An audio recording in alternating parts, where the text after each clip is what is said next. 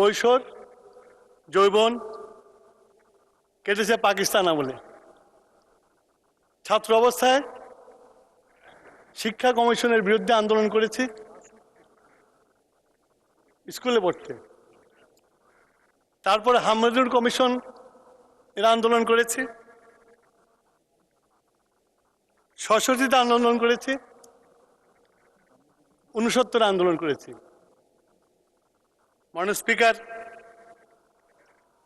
তারপরে দীর্ঘ ১৭ বছর একজন বিএনপির কর্মী হিসাবে রাজপথে আন্দোলন করেছি।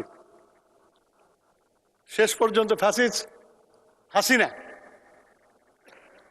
একটা মামলা দিয়ে, যেটাতে আমি হাইকোর্টে খালাস পেয়ে গেছিলাম, সেটাকে আবার পুনরুজ্জীবিত করে হাইকোর্টে নিয়ে এসে আমাকে ৯ বছর জেল দিয়েছিল ২২ সালে। তারপর দেশ ত্যাগ করে চলে গেছিলাম, কারণ হাসিনার জেলে যাব না।